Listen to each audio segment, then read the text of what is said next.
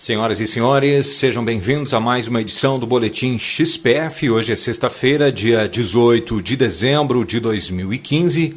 O Boletim XPF é uma produção da XPF com assessoria de comunicação da XPF Invest e XPF Agro. Trazemos diariamente, de segunda a sexta-feira, notícias e informações de economia, política, finanças e agronegócios, sempre conforme análise da XP Investimentos. Os destaques de hoje: Brasil, indicadores econômicos seguem desapontando. STF dá vitória para Planalto. Dilma busca novo ministro da Fazenda. Nos mercados internacionais, Banco do Japão anuncia novas medidas. Bolsas apreensivas com queda do preço do petróleo. Começamos falando que o Banco Central apresentou o IBC-BR de outubro, que recuou 0,63% ante setembro, acima do 0,40% de queda esperados pelo mercado. Na comparação anual, recuo de 6,38% e atinge uma queda acumulada de 3,69% no ano. O indicador segue mostrando a deterioração da economia brasileira no ano e aponta para um quadro similar no início de 2016. E o IBGE divulgou o IPCA 15 de dezembro, com alta de 1,18% ante novembro, acima dos 1,12% esperados pelo mercado e dos 0,85% do IPCA 15 de novembro. Esse é o índice mais elevado para o mês desde 2002, quando registrou 3,05%. Com isso, o IPCA 15 acumulado fechou o ano em 10,71%, mais elevado desde 2002, quando atingiu 11,99%.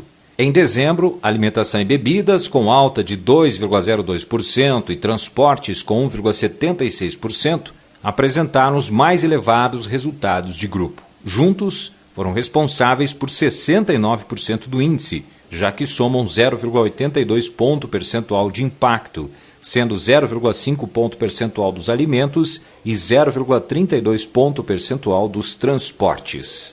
Agora a política. O STF deu uma vitória ao Planalto ontem e reconheceu a autonomia do Senado para barrar o impeachment, mesmo após a aprovação de um processo na Câmara dos Deputados. Assim, para Dilma ser afastada é necessária a aprovação por maioria simples no Senado. Os ministros também derrubaram a eleição que formou comissão especial sobre o tema na Câmara com maioria pró-impeachment. A oposição, a presidente Dilma Rousseff no Congresso, deve se reunir ainda hoje para definir a estratégia que será adotada a partir de agora. E o anúncio da saída do ministro da Fazenda Joaquim Levy só não foi ainda oficializado porque a presidente Dilma Rousseff não conseguiu definir o nome de seu substituto. As informações apontam que na próxima semana será anunciado o novo nome. Na quarta-feira à noite, a saída de Levy foi um dos temas tratados na reunião de Dilma com o ex-presidente Lula, 3 ministros e o presidente do PT, Rui Falcão. Lula agora demonstra simpatia pelo senador Armando Monteiro, atual ministro do Desenvolvimento, Indústria e Comércio Exterior.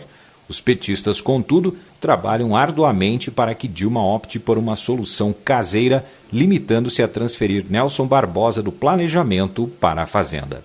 Joaquim Levy deu 2 entrevistas no dia em que surgiram informações de que ele já se despediu de seu cargo. Uma para o jornal O Globo e outra por telefone ao broadcast. O ministro referiu-se durante todo o tempo da entrevista ao governo como se já estivesse fora dele. O governo só fala do fiscal. Por quê? Eu não sei. Nunca entendi. Parece que tem medo de reforma. Não quer nenhuma reforma, protestou Levy.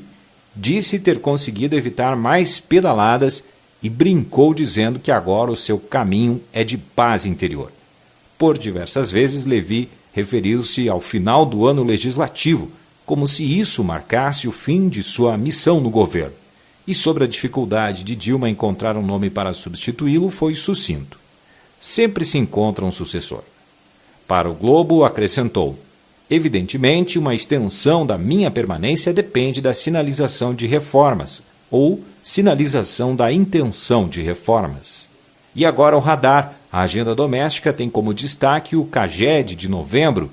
As projeções do mercado são de fechamento entre 70 mil e 227 mil empregos, com mediana em menos 154 mil postos sem ajuste sazonal. Entre os eventos, o ministro da Fazenda, Joaquim Levy, participa de café da manhã com a imprensa e a presidente Dilma Rousseff reúne-se com entidades sindicais. Vamos agora aos mercados internacionais. A gente começa falando de bolsas. Os futuros de Nova York e as bolsas da Europa operam no campo negativo, estendendo as perdas de ontem quando houve realização de ganhos obtidos com a decisão e comunicado do Federal Reserve e temor com a queda do preço do petróleo. Na Ásia, a Bolsa de Xangai fechou estável, impulsionada pela queda das ações e do petróleo em Nova York ontem. O índice Shenzhen Composto, de menor abrangência, caiu 0,3%. No Japão, o índice Nikkei reagiu negativamente às novas medidas anunciadas pelo Banco do Japão e caiu 1,9%. Na Oceania, a Bolsa da Austrália fechou quase estável, com alta de 0,1%. E o Banco do Japão anunciou novas medidas suplementares ao atual Programa de Relaxamento Monetário. O BOJ se comprometeu a expandir sua exposição a bônus do governo de longo prazo e a fundos de ações domésticos, ampliando o vencimento médio dos bônus de 7 a 10 anos para 7 a 12 anos a partir de janeiro. A compra anual de 80 trilhões de ienes, ou 650 bilhões de dólares, será mantida. A maior novidade é a compra de ETFs, fundos de índices com 300 bilhões anuais de ienes, começando em abril de 2016. No Reino Unido, alta de 1,7% nas vendas no varejo em novembro ante outubro. O mercado aguardava uma alta de 0,5%. Já na comparação anual, houve alta de 5% ante 3,1% das projeções. Agora o radar internacional. O calendário norte-americano prevê o PMI de serviços da Markit e o Índice de Atividade Industrial do Fed Kansas, ambos de dezembro. O evento de destaque é o discurso do presidente do Fed de Richmond, Jeffrey Laker. Agora as informações do agronegócio. A gente começa falando de soja. Os futuros da soja negociados na Bolsa de Chicago, após as altas de mais de 10 pontos da sessão anterior, operavam com estabilidade. Os movimentos de compra e venda de posições por parte dos investidores seguem alinhando os negócios nas últimas sessões e mantendo o comportamento técnico. Entretanto, os fundamentos, segundo explicam analistas, devem se fortalecer nos próximos meses na medida em que vem trazendo a consolidação das perdas no Brasil por conta do clima e ainda a definição do plantio da temporada 2016-2017 nos Estados Unidos. O mercado internacional ainda sente também a forte influência do mercado financeiro, que parece, nas últimas sessões, ter amenizado a aversão ao risco por parte dos investidores, que vinha pressionando as cotações de uma forma geral. Sobre o milho, dados da Emater mostram que as lavouras seguem favorecidas com as condições climáticas atuais, apresentando potencial produtivo acima da média no Rio Grande do Sul. No atual momento, 63% delas estão nas fases de floração e enchimento de grãos, fase estas suscetíveis à falta de umidade no solo. Nesse sentido, as constantes chuvas registradas nas principais regiões produtoras, aliadas às temperaturas elevadas, têm contribuído para o bom desenvolvimento das lavouras. Nas lavouras semeadas recentemente e que se encontram em desenvolvimento vegetativo, os produtores tratam de aplicar nitrogênio em cobertura com o intuito de garantir uma boa produção futura.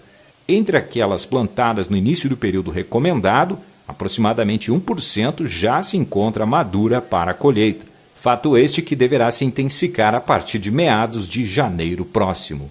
Foram essas as informações, então, na edição desta sexta-feira do Boletim XPF, uma produção da XPF Com, assessoria de comunicação da XPF Invest e XPF Agro, com notícias e informações de economia, política, finanças e agronegócio. Estaremos de volta na segunda-feira. Um bom final de semana e até mais.